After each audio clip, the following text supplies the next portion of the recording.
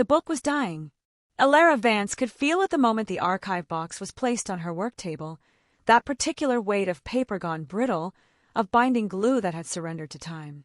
She didn't look up as the box was delivered. She never did. The donors who brought their family heirlooms to the university library's conservation department expected gratitude, awe, some recognition of a treasure they'd entrusted to her hands. Elara gave them only her profile, the sharp line of her jaw, the silver streak in her dark hair, catching the light from the tall windows. She waited until the door clicked shut before she opened the box. The book inside was small, unassuming. A diary, perhaps, or a journal, its leather cover cracked like dry earth after drought.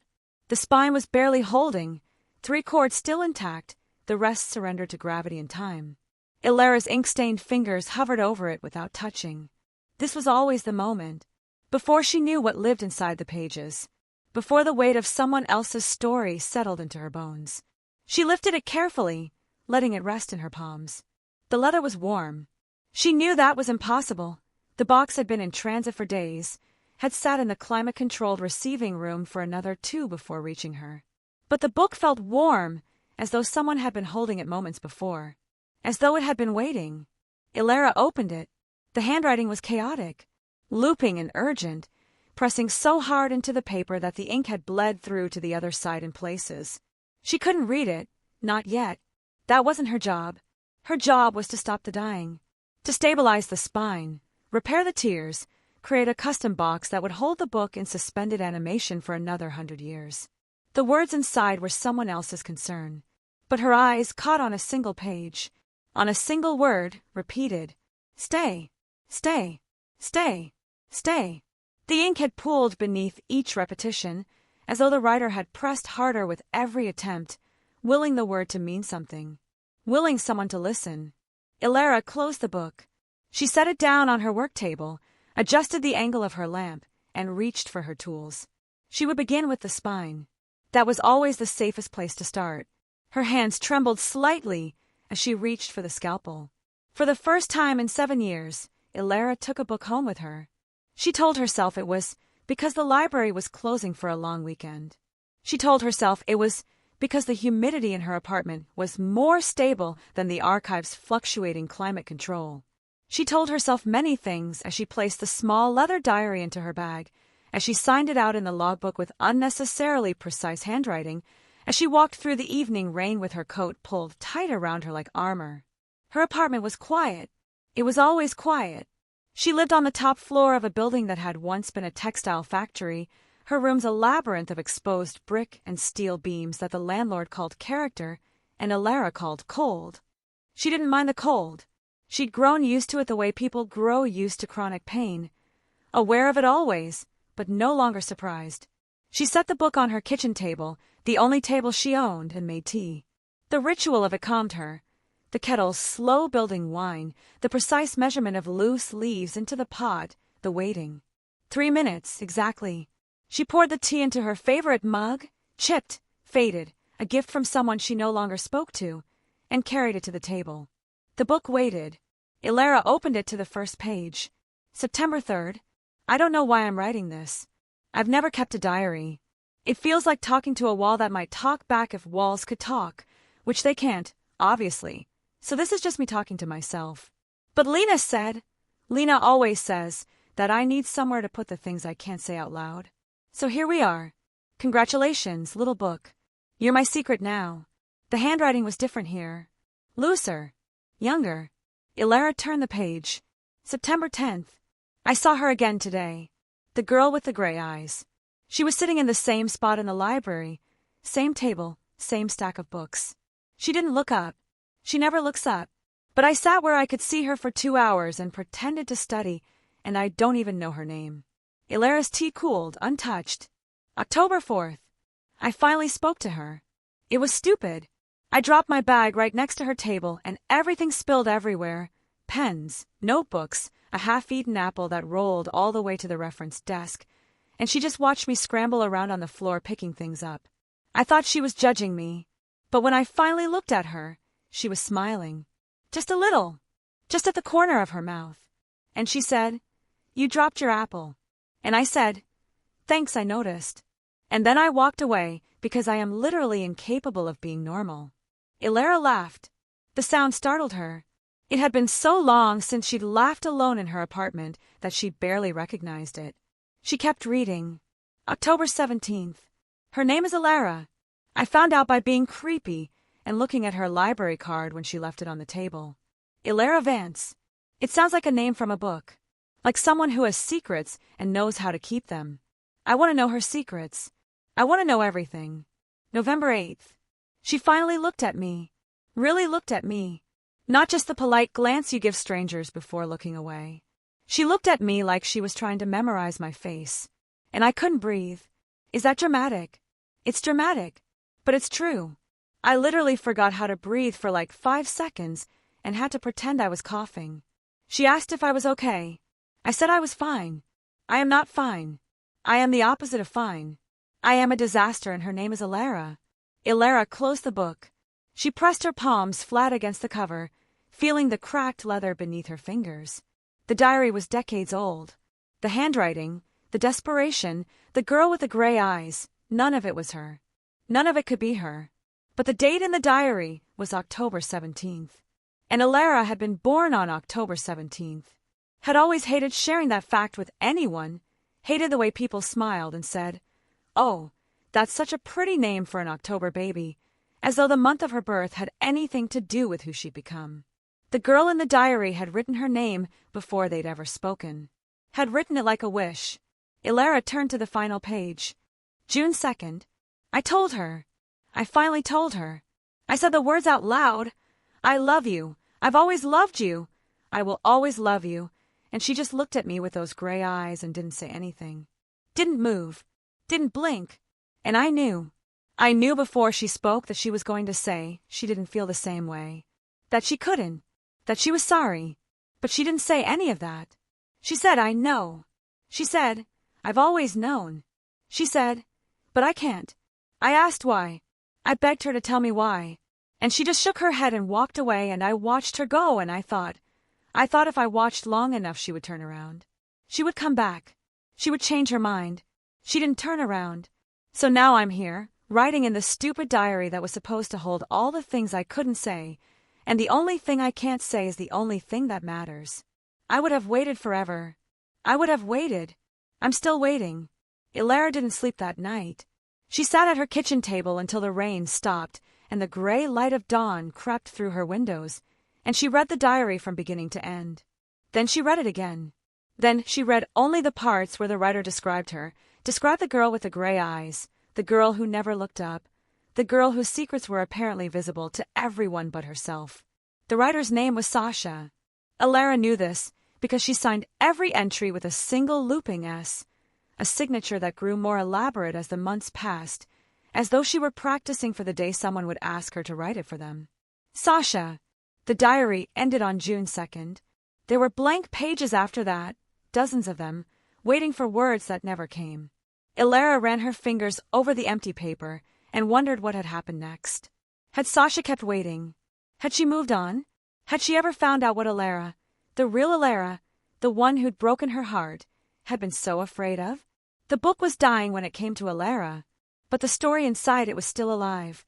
And Ilara, who had spent her entire adult life preserving other people's stories without ever touching her own, suddenly needed to know how this one ended. The address was in the diary. Ilara found it tucked into the back cover, written on a scrap of paper so thin it was almost translucent. It found, "Please return to Sasha Morrow's," and then an address in the part of the city that had once been industrial and was now slowly becoming something else. The handwriting was different from the diary's, older, steadier, as though the writer had learned to press less hard against the page. Ilara told herself she wasn't going to use it. She told herself it would be invasive, inappropriate, a violation of every ethical boundary her profession demanded. Conservators preserved. They didn't investigate. They didn't track down the owners of anonymous diaries and demand to know what happened next. She put the address in her pocket. She took it out again on the train. The neighborhood had changed since the address was written. The diary's final entry was dated over 20 years ago, and in that time the factories had become loft apartments, the warehouses had become art galleries, The empty lots had become dog parks and coffee shops with aggressively minimalist signage. Ilara walked past all of it, her hands in her coat pockets, her eyes on the numbers. The building at the address was a former button factory. She could tell by the faded sign painted on the brick, letters so old they were barely visible. The ground floor had been converted into something else, a wide storefront with floor-to-ceiling windows, lights blazing inside despite the overcast afternoon. Ilara stopped walking. The windows weren't windows anymore. They were canvases. Every inch of glass had been painted over from the inside, not with opaque paint but with something translucent, something that caught the light and turned it into color. The paintings were layered, overlapping, impossible to see clearly from outside. But Ilara could make out shapes, hands reaching, faces turning, flowers blooming and wilting simultaneously. And in the center of the largest window, painted with such precision it seemed to float in the glass, a pair of gray eyes. Ilara's gray eyes. She stood on the sidewalk for a long time, staring at herself. The door beside the windows opened. "Are you going to come in, or are you just going to stand there looking like you've seen a ghost?" The voice was warm, lighter than Ilara had expected from the diary's desperate handwriting. She turned to face its owner and felt the world tilt slightly, the way it does when you spend hours imagining someone and the reality of them is both completely different and exactly right. Sasha Morrow's was small. That was Ilara's first thought, that the person who'd filled an entire diary with longing took up so little physical space. She was standing in the doorway with her arms crossed, her wild curly hair escaping from a messy bun, her dark eyes bright with something that might have been amusement and might have been suspicion. She wore an apron covered in paint, an oversized cardigan with holes in both elbows, and combat boots that had clearly been resoled more than once. And she was looking at Ilara with an expression that shifted, moment by moment, from curiosity to recognition to something Ilara couldn't name. "You're her," Sasha said. Not a question. Ilara's throat was dry. I found something. A book. A diary. I work at the university library, in conservation, and it came in with a donation and My diary." Sasha's voice was soft now, wondering. "You found my diary. I shouldn't have read it. I know I shouldn't have. It's a violation of professional ethics and personal boundaries, and I have absolutely no excuse except that I couldn't stop." The words tumbled out of Ilara like water from a broken dam. "I read the whole thing. Twice. And then I found your address and I told myself I wasn't going to come here, and then I came here anyway, and I'm standing on your sidewalk telling you that I know things about you that you wrote down when you were 20 years old and never meant anyone to see, and I'm so sorry. I'm so incredibly sorry. I'll leave right now. Ilara!" Her name in Sasha's voice stopped her cold. Sasha was smiling. Just a little. Just at the corner of her mouth. "You dropped your apple," she said. And Ilara, who had never been good at laughter, who had trained herself out of the habit years ago, who preserved books because they couldn't laugh back at her. Ilara laughed until her eyes stung and her ribs ached, and she had to lean against the building to stay upright. Sasha's studio was a chaos of color. Every surface held paint, tubes and bottles and jars in every shade imaginable, stacked on shelves and tables on the floor. Canvases leaned against walls, some finished, some barely begun. The windows Ilara had seen from outside were even more extraordinary from within, the translucent paintings creating a stained glass effect that turned the afternoon light into something sacred. Sasha led her through the maze without apologizing for the mess. She didn't seem to notice it. She moved through her space like water moving around rocks, natural and unself-conscious, and when she reached a small clearing near the back, a table, 2 chairs, a kettle, she gestured for Ilara to sit. "I make tea for everyone who comes here," she said, filling the kettle. "It's a rule. You can't look at art without tea. It's in the Geneva Convention, I think." Ilara sat. She felt unmoored, untethered from everything she'd known about herself. She was sitting in the studio of a woman whose diary she'd read, a woman who had loved another version of her 20 years ago, a woman who was now making tea like this was any ordinary afternoon. "The diary," Ilara said. "How did it end up in a donation to the university?" Sasha's back was to her. She was measuring loose leaves into a pot with the same precise attention Ilara gave to her own tea ritual. "I donated it. Years ago. I thought," she paused, I thought if I got rid of it, I could stop thinking about her. About you. About the girl with the gray eyes who never looked up. But I'm not her. Sasha turned. The kettle whistled, but she didn't move to take it off the heat. No, she said quietly. You're not. She was complicated. Scared. She loved me, I think. I know she did. But she couldn't. Sasha shook her head. It doesn't matter. It was a long time ago. The diary says you would have waited forever. The words hung between them. Sasha moved to the kettle, poured the water with steady hands. She carried the pot to the table, set it down, sat across from Alara. Her dark eyes were calm, but Alara could see the tension in her shoulders, the way her fingers pressed against the table's edge. I would have, Sasha said. I did. For a while. But forever is a long time to wait for someone who isn't coming back. Alara thought about the book in her bag, about the dying leather and the desperate handwriting, and the words stay repeated until the paper couldn't hold it anymore. She thought about her own apartment, her own quiet life, her own carefully preserved loneliness. I don't know who that girl was, Alara said slowly.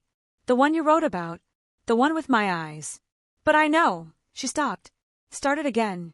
I know what it's like to be too scared to say yes to something that might actually matter. Sasha's expression shifted, softened. Tell me, she said. And Alara did.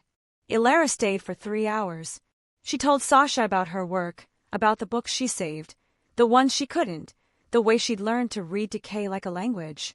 She talked about her apartment in the converted factory, her carefully structured days, her preference for silence over small talk.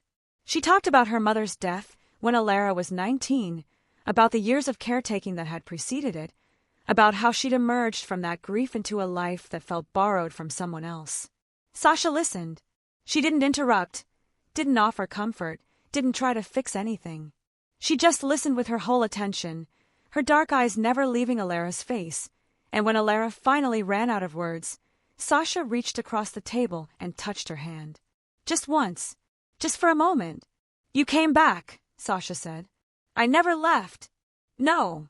Sasha's smile was crooked. I mean, you came back. The girl in my diary, she walked away. She didn't turn around. But you're here. You found me. Alara looked down at the place where Sasha's fingers had rested. Her skin still felt warm there. I don't know what I'm doing, she admitted. I'm not good at this. At people. At connection. I've spent my whole life learning how to be alone, and now I'm sitting here with you and I don't know what comes next. Sasha leaned back in her chair. The movement was casual, but her eyes were sharp. What do you want to come next? The question was simple. It should have been simple. But Alara felt it land in her chest like something heavy, something that required an answer she didn't know how to give. I want to know your name, she said finally. Not the one in the diary. The one you are now. Sasha's expression softened into something that looked almost like relief. Sasha, she said. Just Sasha. The same one who wrote all those embarrassing things about staring at you in the library, but also someone completely different. Someone who's learned a few things about not waiting forever. And what have you learned? Sasha stood. She held out her hand. Come see my walls. The walls of a studio weren't walls. They were stories. Sasha led Alara through the maze of canvases and supplies to the back of the space where the original brick of the button factory had been left exposed. But the brick was barely visible beneath layers of paint, not murals exactly, but accumulations. Years of color built up like sediment, like geology, like the rings of a tree. I've been here for 12 years, Sasha said. She ran her fingers over the brick, not quite touching. Every time something happened, something I needed to remember or forget, I added paint. Not on purpose at first. Just leftovers from other projects. Whatever was on my brush at the end of the day. But then it became a ritual. A way of marking time. Alara moved closer. She could see it now. The layers. Deep blues near the bottom, rising through greens and golds into reds and purples near the top. Some areas were thick with paint, almost sculptural. Others were thin washes that let the brick show through. This is the year I moved in. Sasha pointed to a patch of ochre. I was terrified. I just left my ex. I had no money, no clients, no idea what I was doing. I painted that wall every night for a month just to prove I could still make something. And this? Elara pointed to a section where the paint was darker, almost black, layered over with silver that caught the light. Sasha was quiet for a moment. That was after my father died. I didn't paint anything else for 6 months. Just that wall. Just black, over and over, until it wasn't black anymore. Until it was something else. Elara understood. She understood in a way that made her chest ache, that made her want to reach out and touch Sasha's hand the way Sasha had touched hers. I have walls like that, she said quietly. But I don't paint them. I just live inside them. Sasha turned to look at her. The light from the windows caught her face, illuminated the freckles across her nose, the gold hoop in her nostril, the faint lines around her eyes that spoke of laughter and grief in equal measure. Show me some time, Sasha said. Your walls. It wasn't a question. It wasn't quite a statement. It was something in between, an offering, a possibility, a door left slightly open. Elara nodded. She couldn't find words, but she nodded, and Sasha smiled, and the smile was different from any she'd worn before. Brighter. More real. Come on, she said. I'll show you the rest. They walked through the studio for another hour, Sasha pointing out paintings and explaining their histories, Elara asking questions that surprised them both. She wanted to know about technique, how Sasha achieved certain effects, how she chose colors, how she knew when a painting was finished. Sasha answered each question with patient enthusiasm, clearly in use to anyone being genuinely interested in the mechanics of her work. You ask good questions, Sasha said eventually. They were sitting on the floor now, backs against the layered wall, surrounded by canvases like a forest of color. Most people just want to know how much things cost. I don't care about that. I noticed. Sasha bumped her shoulder against Elara's, just slightly. I noticed a lot of things about you. The words hung in the air between them. Elara turned to look at her. They were close enough that she could see the individual flecks of gold in Sasha's dark eyes, could count the freckles scattered across her nose. She'd spent her whole life avoiding proximity like this, avoiding the vulnerability of being seen up close. But she didn't want to move away. I don't know how to do this, she said again. Sasha didn't pretend to misunderstand. Neither do I. The first time, I mean, with her. I thought I knew what I was doing, but I didn't. I felt something, and I followed it, and when it ended I didn't know how to stop feeling it. She paused. This is different. You're different. How? You're here. Sasha's voice was soft. You found me. You read my oldest secrets, and you didn't run away. You're sitting on my floor asking about paint like it matters. It does matter. I know. Sasha smiled. That's what I mean. They sat in silence for a while, comfortable with it.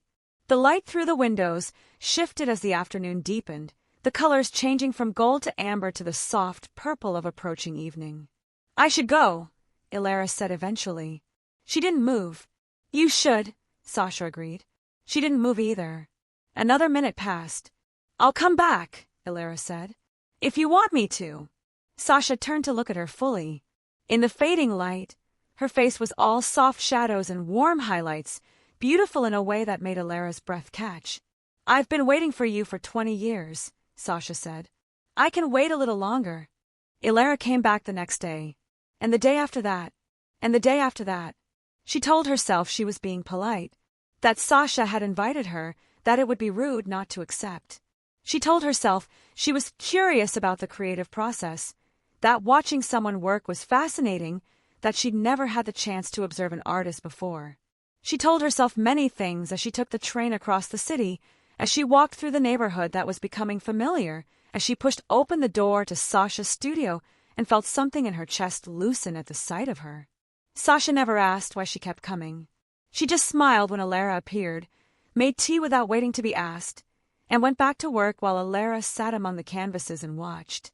It became a rhythm, a pattern. Elara would arrive in the late afternoon, after her shift at the library. She'd sit in her usual spot, a worn armchair near the layered wall that Sasha had cleared of paint tubes and draped with an old quilt, and she'd watch Sasha work. Sometimes they talked. Sometimes they didn't. Sometimes Sasha would ask Elara to hold something, or to give an opinion on a color choice, or to read aloud from a book while she painted. Those were Elara's favorite moments.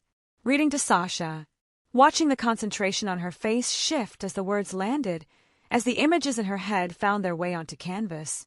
Elara had spent her whole life with books, had devoted herself to preserving them, but she'd never seen anyone listen to words the way Sasha did, as though they were physical things she could hold.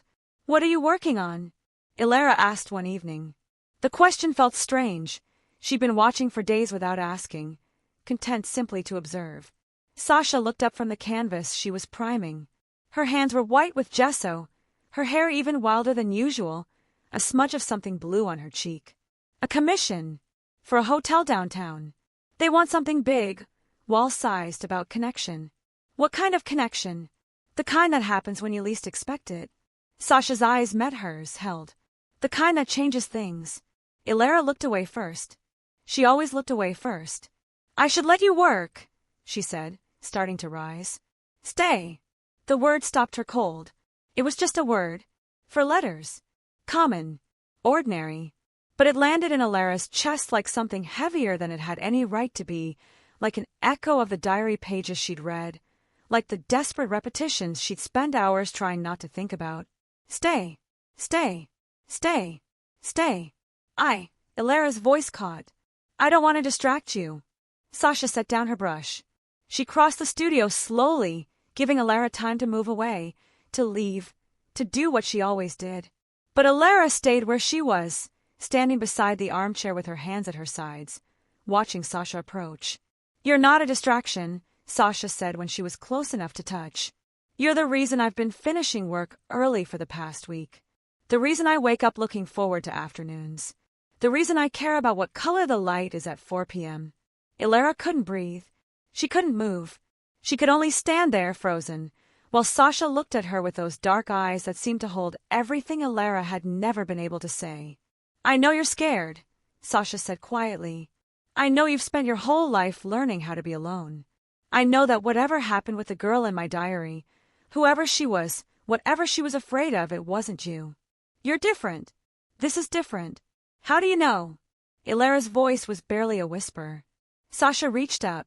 Slowly, giving Elara time to pull away, she touched the silver streak in Elara's dark hair.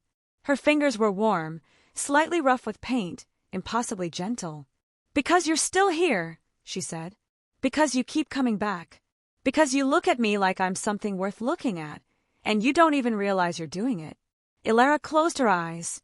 She could feel Sasha's presence like heat, like light, like something she'd been cold for so long she'd forgotten what warm felt like. "I don't know how," she said. "I don't know how to let someone in. I've tried, once a long time ago, and it ended so badly that I promised myself I'd never try again." "What happened?" The question was soft, not demanding, just asking. Elara opened her eyes. Sasha was still there, still close, still looking at her with that impossible patience. "Her name was Lena," Elara said. She was everything. We were together for 3 years. I thought we'd be together forever. And then one day she told me she couldn't do it anymore. Couldn't handle my silences, my walls, my inability to say the things she needed to hear. She said she loved me, but she couldn't reach me, and she was tired of trying. The words came out flat. Practiced. She'd said them before, to herself in the dark, to the walls of her apartment, to no one. Sasha didn't offer sympathy, didn't say she was sorry. She just nodded, still watching Elara's face. "And after that I stopped trying. I stopped wanting. I told myself I was fine alone, that I preferred it, that books were easier than people because books don't leave." Elara's voice cracked. "But I wasn't fine. I was just empty. And I got so used to the emptiness that I forgot what it felt like to be full." Sasha's hand moved from her hair to her cheek. The touch was feather-light, barely there, but Elara felt it everywhere. "You're not empty," Sasha said. "You're just scared. And that's okay. Fear doesn't mean you're broken. It just means you're human. I don't know how to do this. You don't have to know how." Sasha smiled, that crooked smile that made Elara's heart stutter. "You just have to stay." That night, Elara didn't go home. She sat in the armchair while Sasha painted, and then she helped Sasha clean brushes, and then they ate takeout sitting on the floor with their backs against the layered wall, and then the evenings stretched into night, and neither of them suggested that Elara leave. "I have a spare room," Sasha said eventually. It's full of canvases, but the couch is comfortable. I don't want to impose. You're not imposing. You're here. Sasha paused. That's the whole point. So Alara stayed.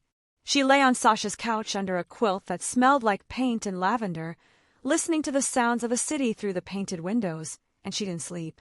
She lay awake thinking about Sasha's hands, Sasha's voice, Sasha's patience. She thought about the diary, and the girl who'd written it and the woman she'd become. She thought about all the years she'd spent preserving other people's stories while her own gathered dust. And in the morning, when Sasha emerged from her bedroom with sleep-tousled hair and a soft smile, Alara looked at her and said the first true thing she'd said in years. I want to try. Sasha's smile widened. She crossed the room, sat on the edge of a couch, took Alara's hand in both of hers. Okay, she said. We'll try together. They fell into something that wasn't quite a routine and wasn't quite a relationship but was definitely, unmistakably, something. Alara still went to work at the library, still preserved dying books with careful hands, still came home to her empty apartment most nights, though home was becoming a complicated word. Some nights she stayed with Sasha. Some nights Sasha came to her place, wandering through the exposed brick and steel beams with wonder in her eyes, touching everything like she was memorizing it. You live like a monk, Sasha said one evening, standing in the middle of Alara's living room. There's nothing here. I have books. You have shelves of books. That's not the same as having a life. Sasha turned in a slow circle, taking in the carefully arranged furniture, the lack of clutter, the absence of any personal touch beyond the thousands of spines lining the walls. Where are you, Alara? Where do you live in all this? Alara didn't have an answer. Sasha found one for her. She started leaving things. Small things at first. A stone she picked up on a walk, smooth and gray like Alara's eyes. A postcard of a painting Alara had admired. A single flower, carefully wrapped in damp paper so it wouldn't wilt. She left them on Alara's kitchen table, on her pillow, tucked into the books she was reading. What are you doing? Alara asked when she found a small jar of honey on her bathroom counter, a handwritten label reading for your tea in Sasha's looping script. Marking territory, Sasha said cheerfully. Leaving evidence that you exist. Someone has to. Alara didn't know what to do with that. With any of it. She'd spent so long making herself small, invisible, easy to overlook, that being seen felt like standing in too bright light. But she didn't ask Sasha to stop. She started leaving things too. A bookmark from the library's special collection, hand-painted silk, because Sasha was always losing her place. A photograph Alara had taken years ago, a view of the city from her apartment window, all gray sky and distant towers, because Sasha had asked what she saw when she looked out. A copy of her favorite book, worn soft from rereading, with no explanation at all. Sasha cried when she found the book. Just a little. Just at the corner of her eyes. You're learning, she said. Alara didn't ask what she meant. She knew. The first time they kissed, it was an accident. They were in Sasha's studio. Late evening, the light through the windows turned deep purple and soft gold. Sasha was showing Alara a new painting, something small, intimate, a study of hands reaching toward each other across a field of blue. Alara was standing close, too close, leaning in to see the brushwork, and when she turned to ask a question, Sasha was already there. Their faces were inches apart. Alara could feel Sasha's breath on her lips, warm and slightly sweet from the tea they'd been drinking. She could see the flecks of gold in Sasha's dark eyes, the tiny freckles she'd memorized without meaning to, the slight part of her lips that meant she was waiting. Alara, Sasha whispered. It wasn't a question. It wasn't a demand. It was just her name, spoken like a prayer, like a wish, like the first page of a story neither of them had dared to write. Alara closed the distance. The kiss was soft, tentative, a question and an answer at the same time. Sasha's lips were warm, impossibly warm, and her hands came up to frame Alara's face with the same gentle care she used on her canvases. Alara felt something crack open in her chest, not breaking, but opening, like a door that had been sealed for so long the hinges had rusted, finally forced ajar. When they pulled apart, Sasha was smiling, that crooked smile that made Alara's heart stutter. Hi, Sasha said. Hi. Alara's voice was barely there. I've been wanting to do that for a while. I know. Ilara paused. I've known since the diary. Sasha laughed, bright and surprised. The diary? You've known since the diary. You wrote about me. About the girl with the gray eyes. You wrote like you were already in love with her before she ever spoke to you. Ilara touched Sasha's face, mirroring the gesture from weeks ago. I didn't understand it then. I do now. Sasha leaned into her touch. And what do you understand? Ilara thought about it. About the months she'd spent watching Sasha paint, listening to her talk, learning the shape of her laughter and the weight of her silences. About the way Sasha left small gifts everywhere, marking territory, proving that Ilara existed. About the patience Sasha had shown, the refusal to push, the steady presence that had slowly, inexorably become necessary. I understand that some people are worth being scared for, Ilara said. That being terrified doesn't mean you run.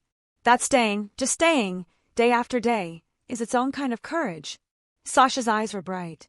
That's beautiful. It's true. I know. Sasha kissed her again, quick and warm. That's why it's beautiful. Later, lying on Sasha's couch with their legs tangled together under the quilt, Ilara asked the question that had been building in her for weeks. What happened to her?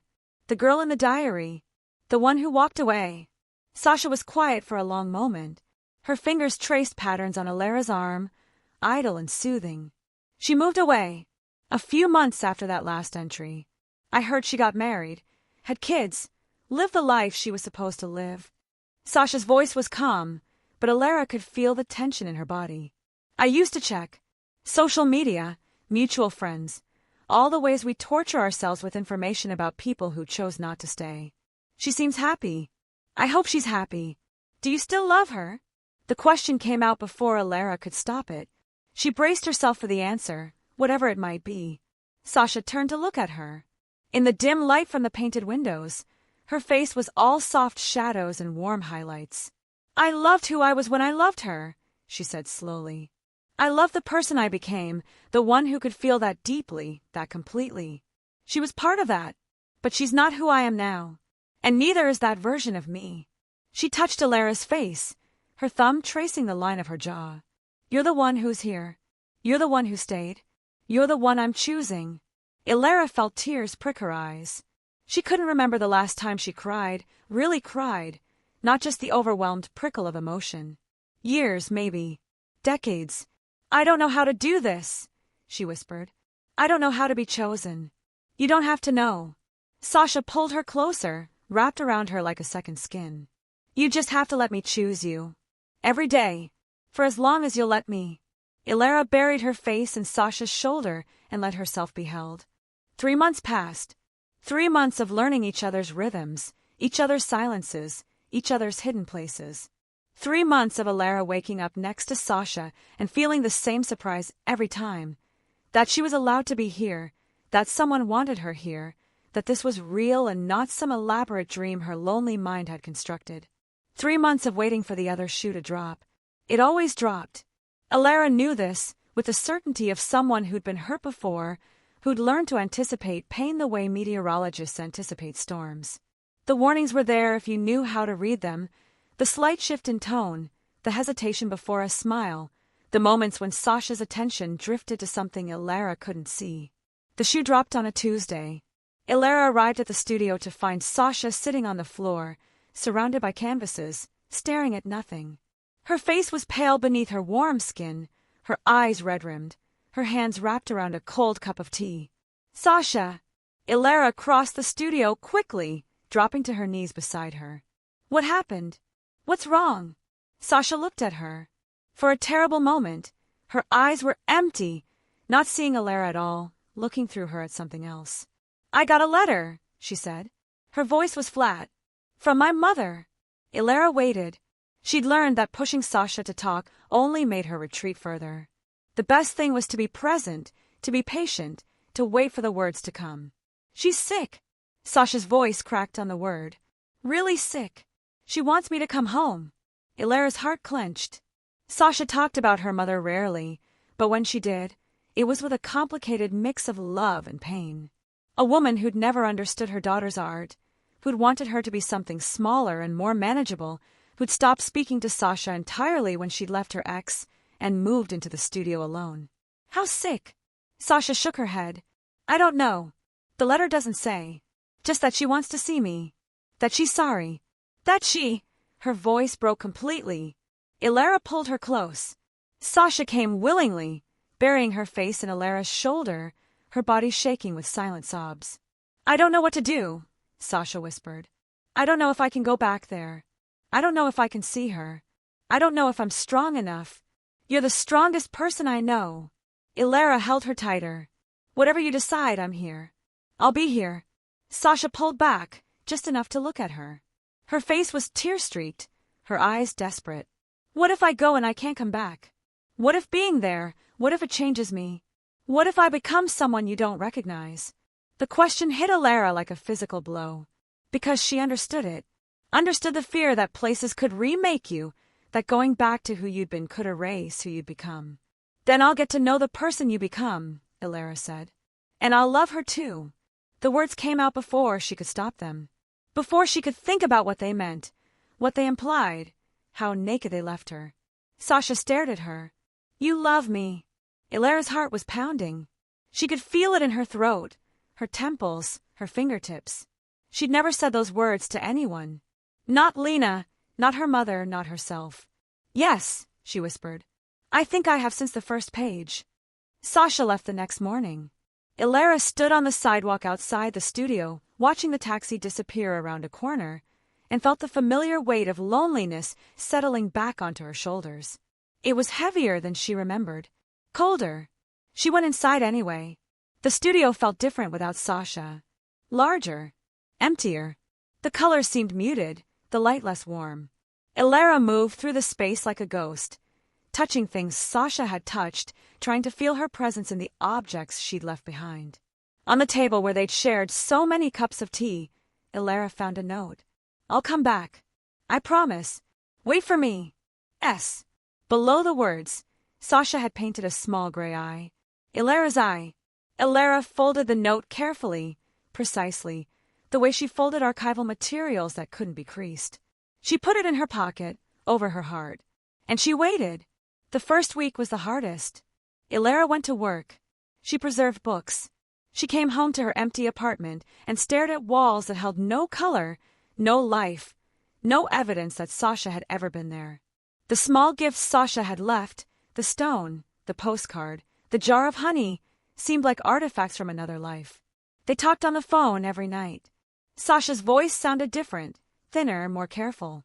She talked about her mother's illness, about the complicated negotiations of forgiveness, about the weight of being in a place that held so many memories.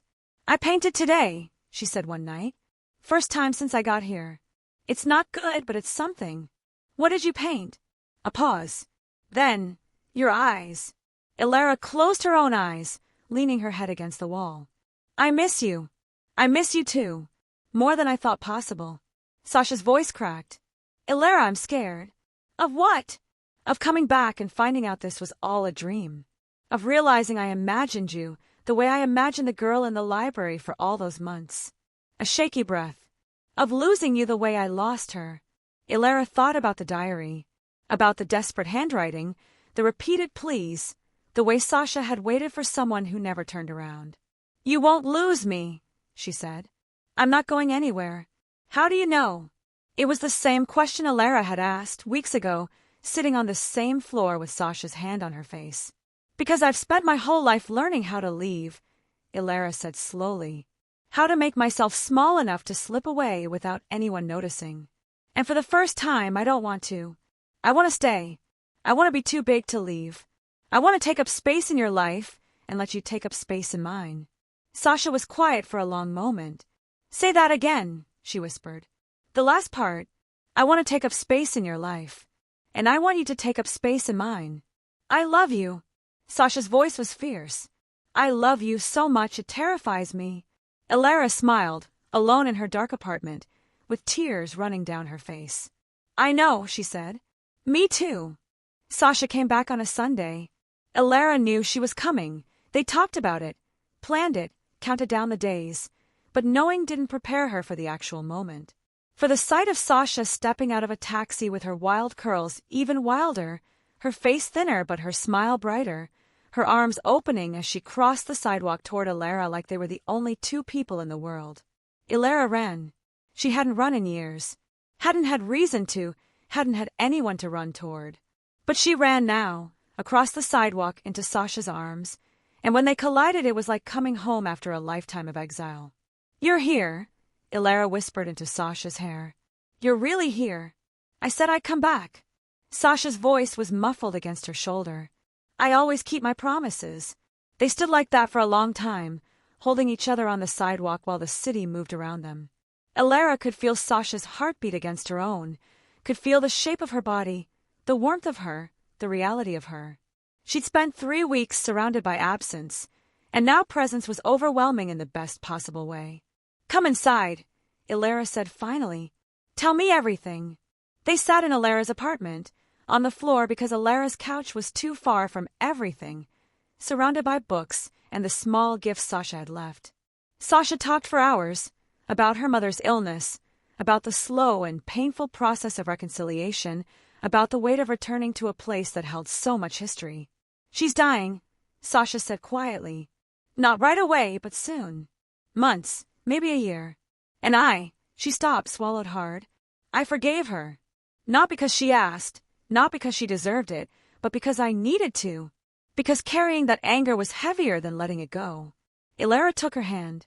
"How do you feel?" "Empty. Full. Both at the same time."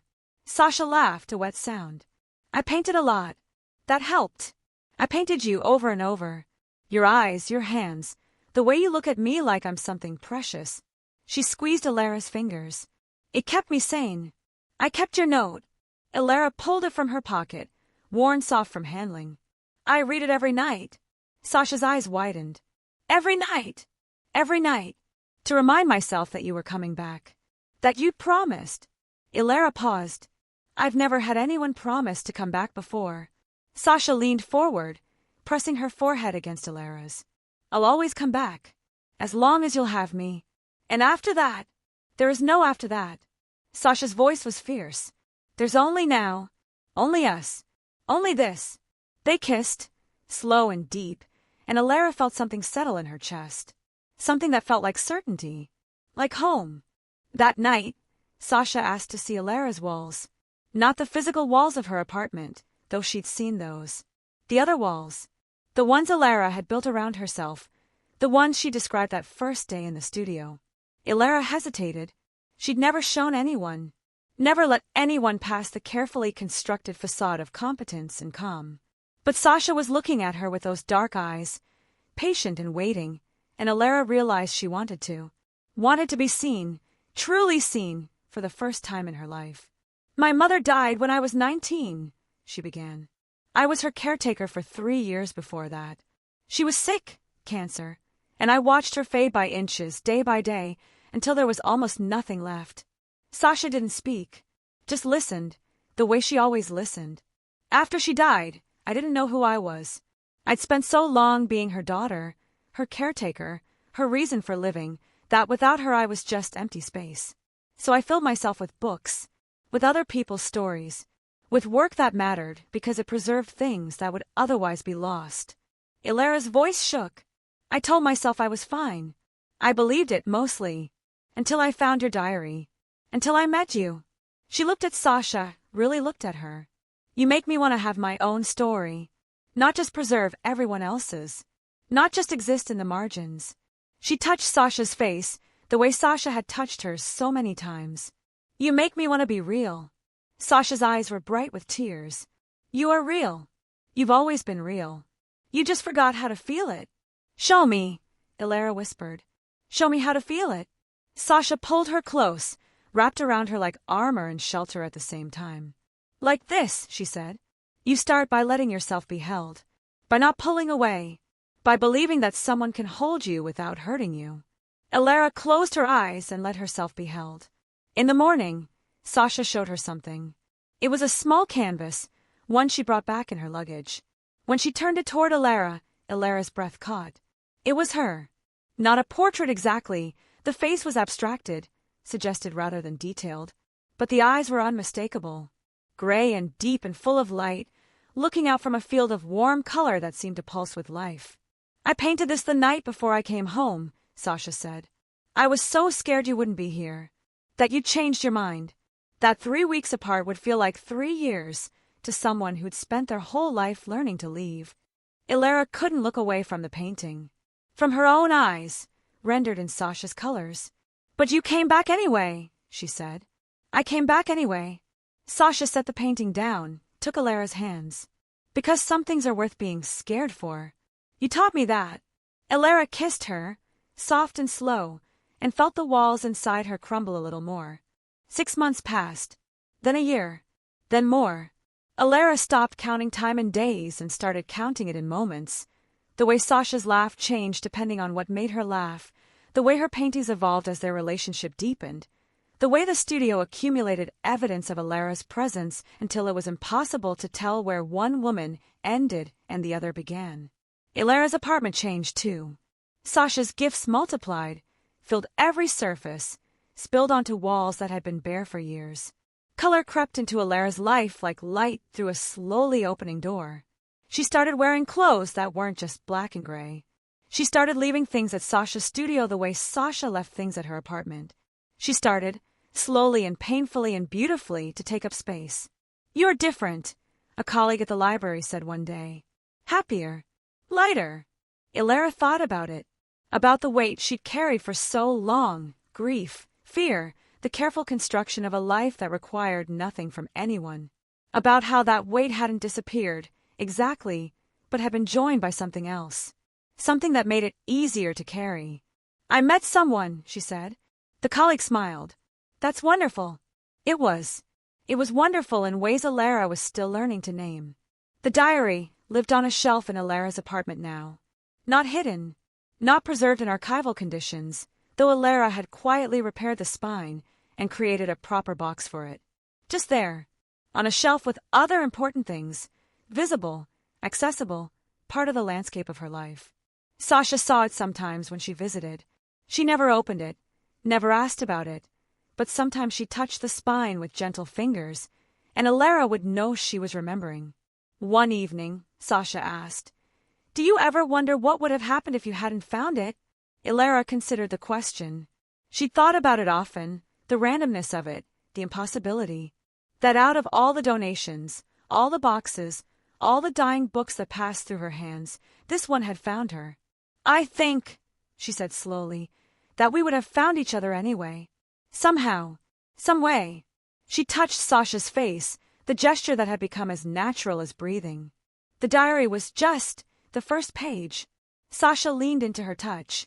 "What comes next?" "Whatever we write." They wrote it together. The days became weeks, became months, became a life. Sasha's mother died, and Ilara held her through the grief, through the complicated mourning for someone who'd been lost long before her body gave out. Sasha painted a mural in her mother's memory, a huge, sprawling thing full of light and color and the complicated beauty of forgiveness. And Ilara sat in the studio every night while she worked, reading aloud from books Sasha loved. Ilara's own grief shifted too. She visited her mother's grave for the first time in years, Sasha beside her, and told her mother about the life she'd built, about the woman she loved, about the walls that were finally coming down. "She would have liked you," Ilara said afterward. "She would have loved your color." Sasha squeezed her hand. "I would have liked her too." 1 year after Sasha came back, Ilara gave her a gift. It was small, simple, a box, carefully constructed by Ilara's own hands, made from archival materials that would last for centuries. Inside, nestled on acid-free paper, was the diary. Sasha stared at it for a long time. "I can't take this," she whispered. "It's yours. It brought you to me." "It brought me to you," Ilara agreed. "But it's yours.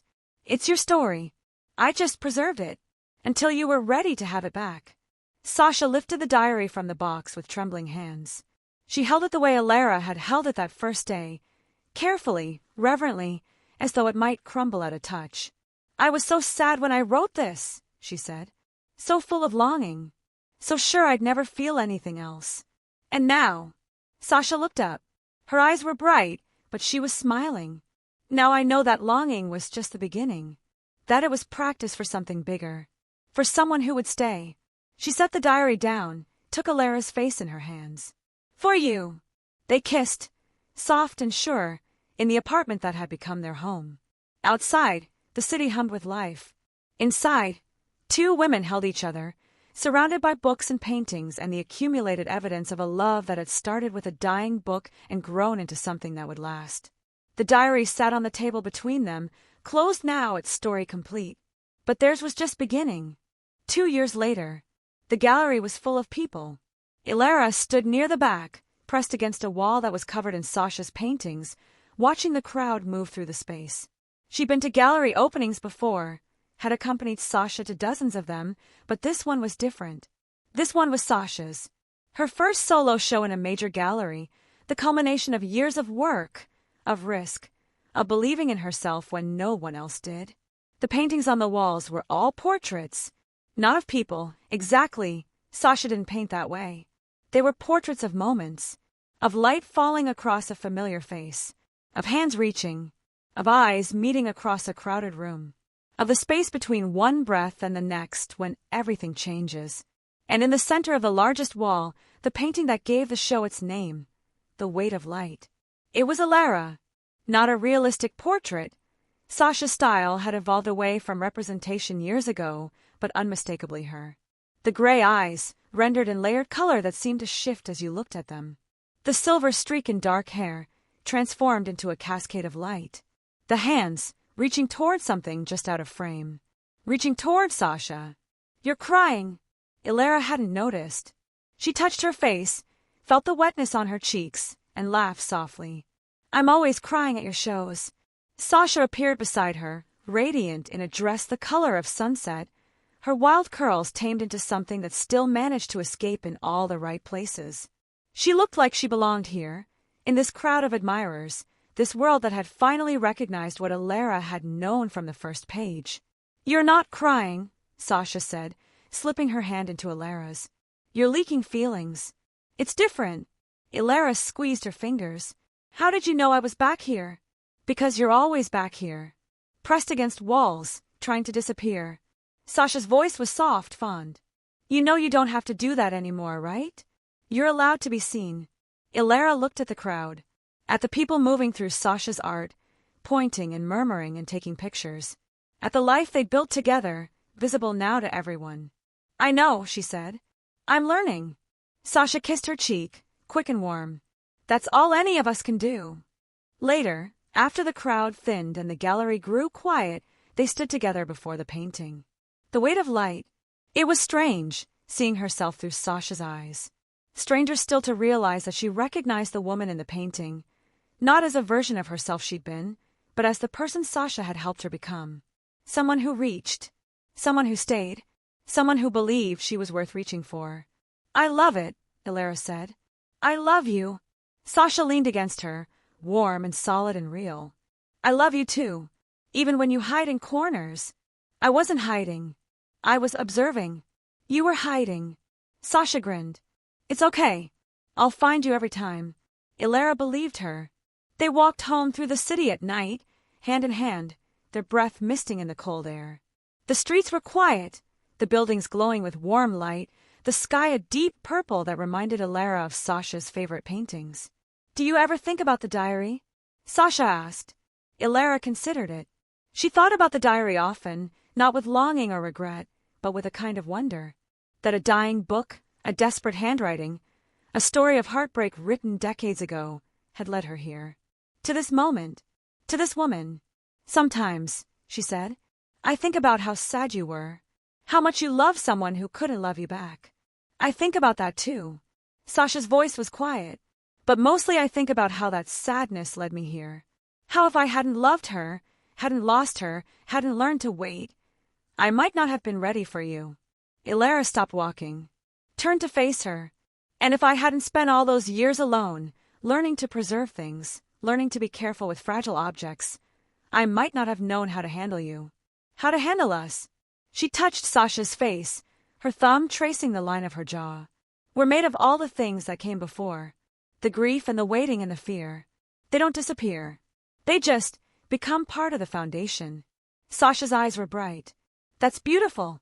It's true. I know. Sasha kissed her, soft and sure. That's why it's beautiful. They reached Alara's apartment. Their apartment now had been for over a year, and climbed the stairs together. The building was old, the stairs creaked, the light in the hallway flickered. It was home. Inside, the diary sat on its shelf. Alara passed it every day, sometimes touching the spine, sometimes not. It had become part of the landscape, like Sasha's paintings on the walls, like the accumulated evidence of a life shared. Tonight, Alara stopped. She took the diary down, opened it to the final page. The one where Sasha had written, "I would have waited forever. I'm still waiting." "Look at this," she said. Sasha came to stand beside her, reading over her shoulder. She was quiet for a moment. "I remember writing that," she said finally. "I remember thinking that I'd never stop waiting, that I'd spend my whole life looking for her in every stranger's face." Alara turned the page, past the final entry, past the blank pages, to the very end of the book. On the last page, in fresh ink, Sasha had written something new. "I stopped waiting. I started living. And she was there waiting for me. When did you write that?" Alara's voice was barely a whisper. "A year ago, when you gave me the diary back." Sasha's arms wrapped around her from behind, chin resting on her shoulder. "I wanted to change the ending. Not erase what came before, but add to it. Show that waiting isn't forever. That it can end."